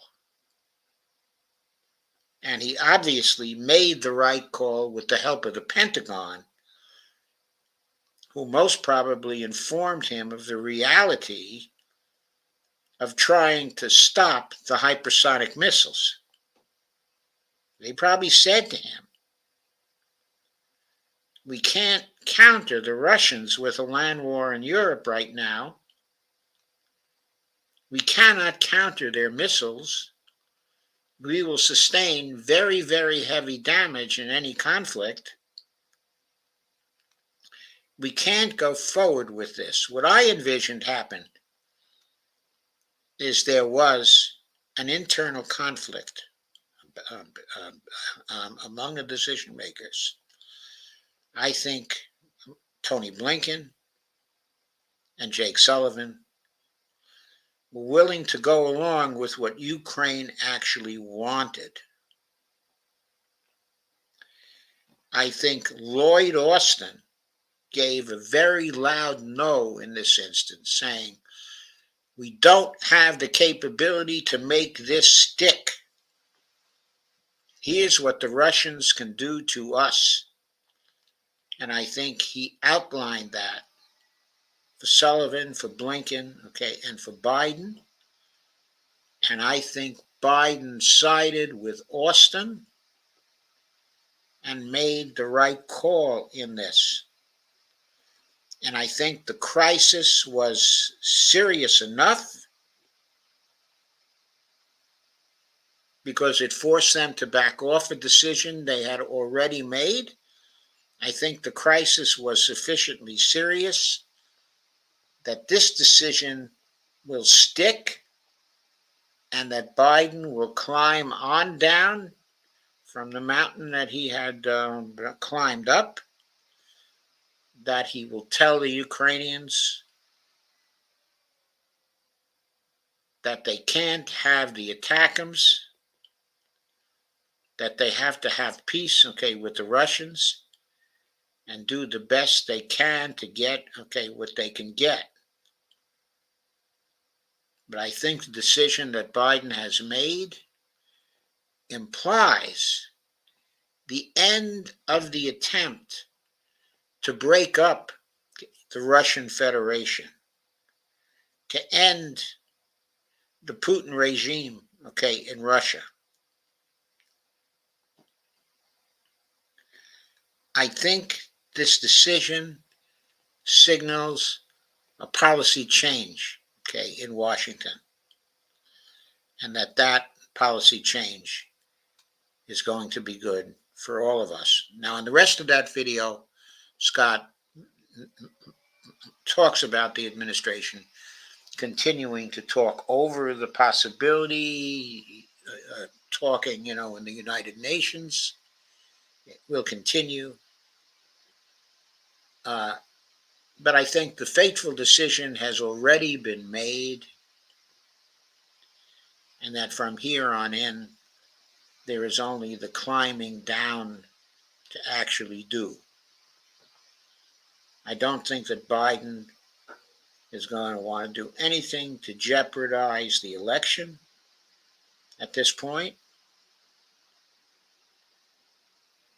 So I think the peace talks are probably going to wait until after the election. But I think then the military collapse of Ukraine will come, and the peace talks on Russian terms will come, and the United States will climb down from its aggressive perch with respect, to Ukraine.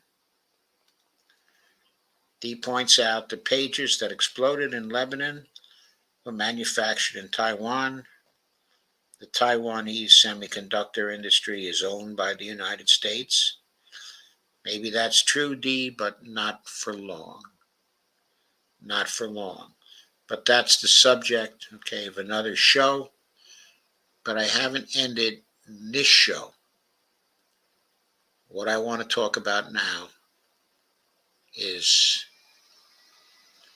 Scott Ritter and free speech.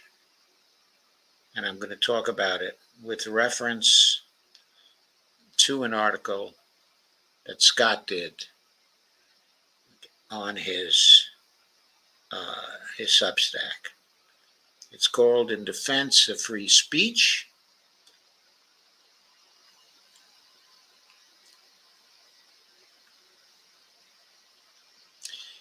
It was written on September 16, 2024. Here's a picture of Tony Blinken with GEC head by James Rubin. The GEC is the State Department's Global Engagement Center. Secretary of State Antony Blinken recently declared an information war against the Russian media company RT. He was assisted in this effort by James Rubin, the head of the State Department's Global Engagement Center. These two men and the Biden administration would do well to reflect on the words of John F. Kennedy, spoken in April 1961 at the height of the Cold War. Note this was in 1961, before the 1963 speech at American University. Speaking to an audience of American journalists, Scott says, Kennedy declared that it is, quote, our obligation to inform and alert the American people to make certain that they possess all the facts they need and understand them as well, the perils, the prospects, the purposes of our program, and the choices that we face, unquote. And now here is a long quote from that speech, of Jack Kennedy's in 1961. No president should fear public scrutiny of his program, for from that scrutiny comes understanding, and from that understanding comes support or opposition. And both are necessary. I'm not asking your newspapers to support the administration. Boy, what a difference this is from Biden. But I am asking your help in the tremendous task of informing and alerting the American people. For I have complete confidence in the response and dedication of our citizens whenever they are fully informed. I not only could not stifle controversy among your readers, I welcome it. This administration intends to be candid about its errors, for as a wise man once said, quote, an error does not become a mistake until you refuse to correct it, unquote. We intend to accept full responsibility for our errors, and we expect you to point them out when we miss them. Without debate, without criticism, no administration and no country can succeed, and no republic can survive. That is why the Athenian lawmaker Solon decreed it a crime for any citizen to shrink from controversy. That is why our press was protected by the First Amendment, the only business in America specifically protected by the Constitution, not primarily to amuse and entertain, not to emphasize the trivial and the sentimental, not to simply, quote, give the public what it wants, unquote, but to inform, to arouse, to reflect, to state our dangers and our opportunities, to indicate our crises and our choices, to lead, to mold, educate, and sometimes even anger public opinion. This means greater coverage and analysis of international news, for it is no longer far away and foreign, but close at hand and local. It means greater attention to improved understanding of the news, as well as improved transmission. And it means, finally, that government at all levels must meet its obligation to provide you with the fullest possible information outside the narrowest limits of national security, and we intend, to do it. And that was Kennedy's address to the American Newspaper Publishers Association on April 17th, 1961, shortly after he took the office of the presidency. Seen in this light, says Scott Ritter, RT has been more patriotic, quote unquote, in answering the challenge set forth by Kennedy than the entire U.S. mainstream media. I published some 285 opinion pieces in RT between December 2019 and August 2024. And for this, quote, crime, unquote, I've been attacked by the U.S. government, even though I was engaged in, quote, the only business specifically protected by the Constitution, unquote. The U.S. government today fears criticism because it has proven to be incapable of engaging in the kind of introspection that enables mistakes to be recognized and corrections made. And a truer statement has never been made. All of the mistakes that have led up to the present in Ukraine have not been recognized by this government. After each mistake, the government has doubled down on its mistakes and not made any corrections. Think of it. Since the coup in 2014 in Ukraine, mistake after mistake after mistake after mistake, refusal to negotiate with the Russians in good faith, leading to the Russian invasion in February of 2022, the torpedoing of the peace agreement that had been all but signed by Ukraine and Russia in March, and that was to take effect on April 1st, the torpedoing of that peace agreement, leading to 600,000 Ukrainian fatalities,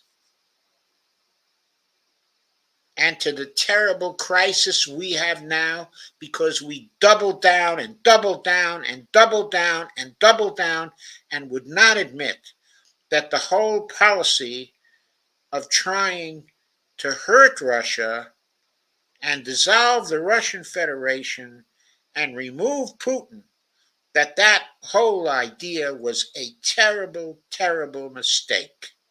That's me. Going on with this article.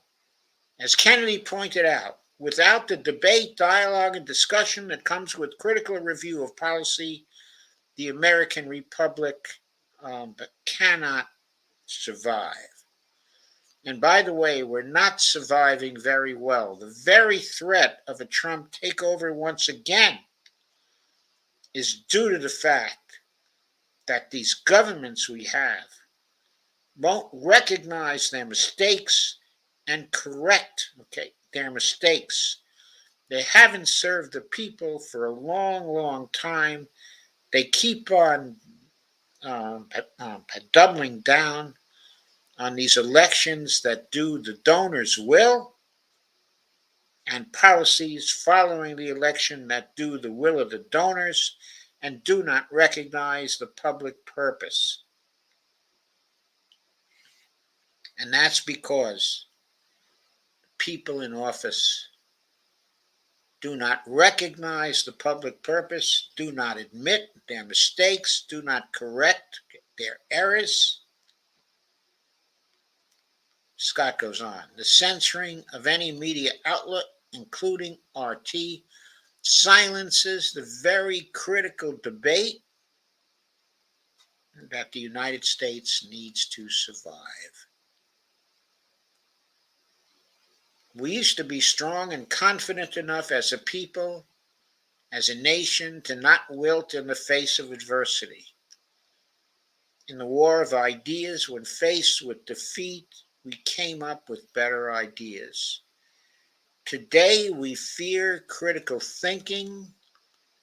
The words and deeds of Secretary of State Antony Blinken and the head of the State Department's Global Engagement Center, James Rubin, are not those of representatives of a nation confident in its cause, but the rearguard actions of desperate men confronted with the reality of a failing empire at odds with a world that is in the process of rejecting it.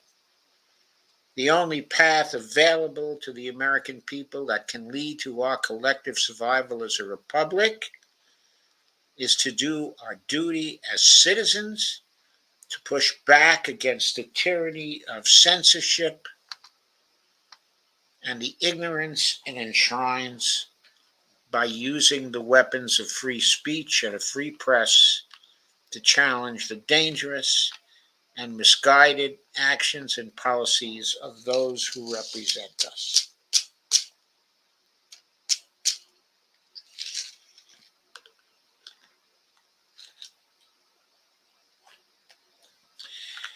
And ultimately must be held accountable to us in higher office.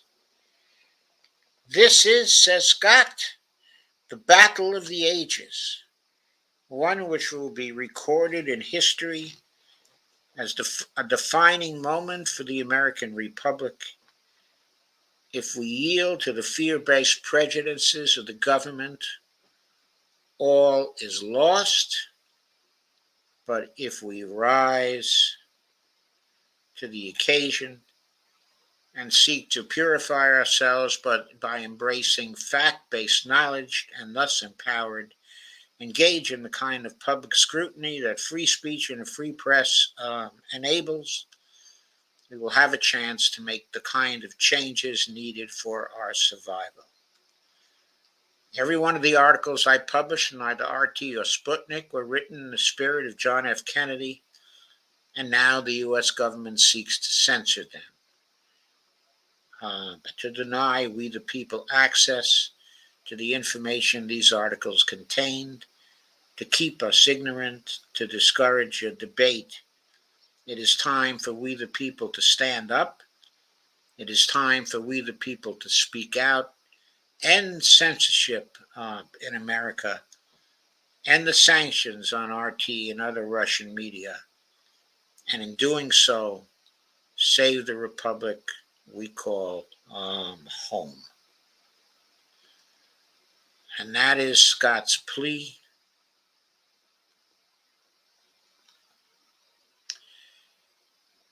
And it is a plea that I endorse and totally agree with. Our actions in suppressing information,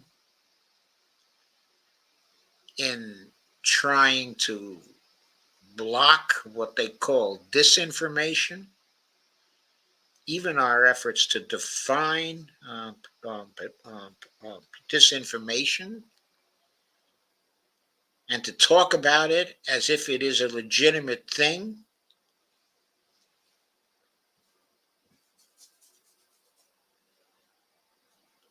That violates the spirit of free speech.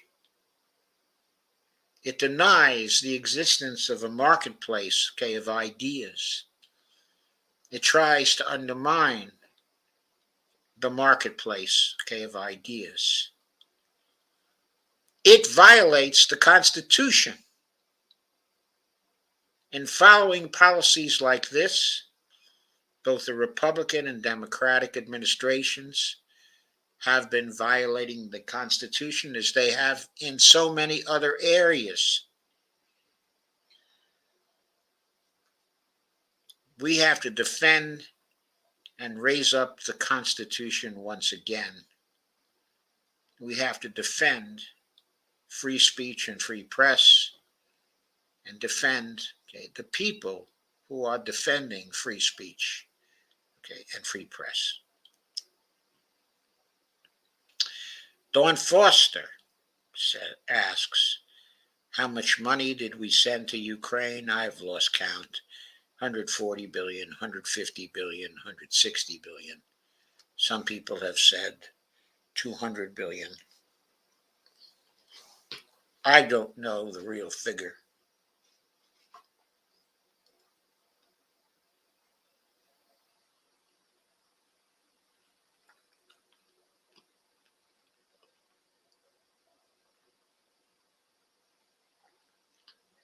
However much money it was,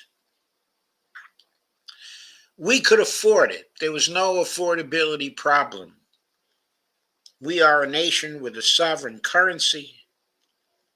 We could afford to spend that money and much more. It isn't a question of the money. It's a question of doing actions that were totally opposed to the national interest of the United States and reinforcing those actions by trying to control the narrative. Attempts to control the narrative are attempts to control free speech and free press. They are fundamentally un-American when the government tries to do that. The government has to stop. Steve Wolfbrand says, for what it's worth, Trump has said he would rapidly end the Ukrainian war. I trust that Trump would do that. I think he's sincere about that. He doesn't want any part of a conflict, with the Russians. He's recognizing the reality of power in that part of the world, and he would rapidly end the Ukrainian war. The reason why I don't think that's a reason to vote for Trump is because I think the Russians will rapidly end the Ukrainian war before either Trump or Harris get into the White House. It's over. It's over. Trump won't have a chance to end it. The real question is whether Trump will rapidly end the Gaza war by concluding a peace. And obviously, based on what he said, he would not do that.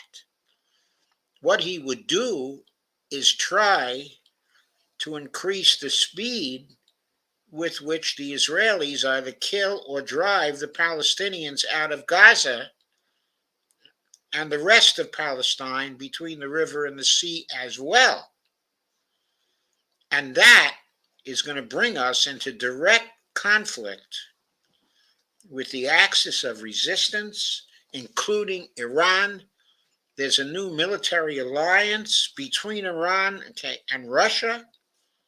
if Trump pursues that kind of foreign policy, we will still be in a nuclear crisis, both with Russia and Iran and North Korea and China down the road. It might not even be 6 months down the road. Trump is as disastrous for foreign policy as Harris would be. But it may be that due to the fact that Harris is going to replace the foreign policy team that is now running foreign policy, in Washington, it may be that Harris will develop an entirely new foreign policy following on with the decision that Biden has just made. I hope so. I have hope for that. I don't think that Harris would be as aggressive as Trump in pursuing the war against the Palestinians, in Israel. So on those grounds alone, I prefer Harris to Trump. I'm not even bringing in the other extremely important considerations. We all know what those are. Those are fueling the way this election is developing right now. And I'll talk about that in future streams. There's no need to talk about it now. But I think it's probably true that Trump is going to be soundly defeated in this election, especially if Putin waits until after the election to end the war, in Ukraine. And I think with now only 50 days to go, he will continue to prop up the regime in Ukraine, as Alistair Crook had said. He will keep that regime alive. So NATO has the hope of some kind of mediated type of settlement. But at his option, as soon as the election is over, whether Trump wins or whether Harris wins, he will collapse Ukraine. And he will get a regime in there that will conclude the kind of peace with Russia that Putin wants. And we won't have a say about that. It is over. Right now, Ukraine doesn't have a viable military anymore. Dawn Foster says, I don't believe we need to be the world's policeman, though. Of course, I entirely agree. We never needed to be the policeman of the world. That's always been bad policy, and we've pursued it for far too long. And Dawn Foster says, 100% right, but I think she was talking about the comments I was making about the coming election. Well, I think I'm done for tonight. The turnout was okay for tonight. It was nowhere near the 87 people I had from my last stream on Saturday. But anyway, thank you for coming. The turnout still was, a pretty good one.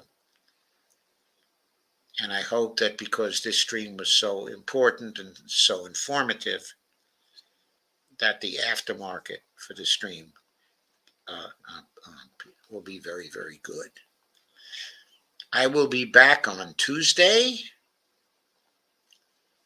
And then, on Thursday, I should say, not on Tuesday. This is Tuesday.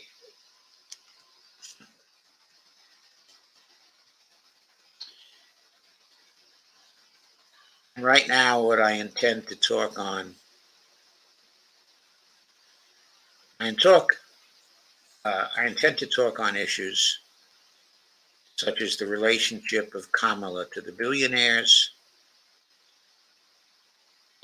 where the idea of presidential immunity uh, came from, since it's nowhere in our Constitution.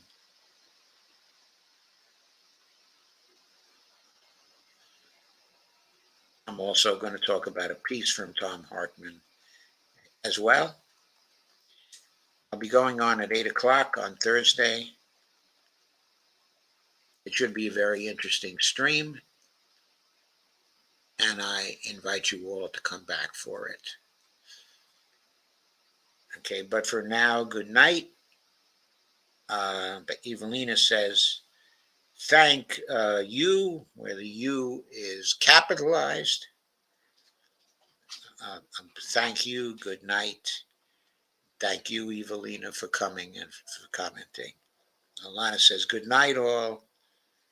I came on late, so I have to watch again. Well, thank you, Lana. I hope you will. I think this was a very important stream and a very important picture that I painted in moving through the articles, through the video from Nima and Scott Ritter, and finally to the defense of free speech, which is so important for us, but going forward. We must end the threats to free speech, which, by the way, come both from the Republicans and from Kamala Harris and from the Democrats and from the State Department right now. So Dee says it was a great show. Thank you very much, Dee. I tried hard. I got something else. Okay, on this one. Scary. I gotta show you. Okay, Bonnie says she has to show me something scary. Yeah. So maybe I won't end yet. So what is the scary thing you have to show me? Well, Harris calls Trump a suspicious package is IBF bill falters. An assassination scare stirs tensions. Harris calls Trump a special government digital dollar threatens your financial freedom. Okay, well, that is something to treat in a future show. Okay. It really doesn't fit into what we were talking about here tonight. Okay. I think it's time to say goodnight and let this show stand alone on its own two legs. Oh, good night, everyone. Again, thank you for coming. And good night.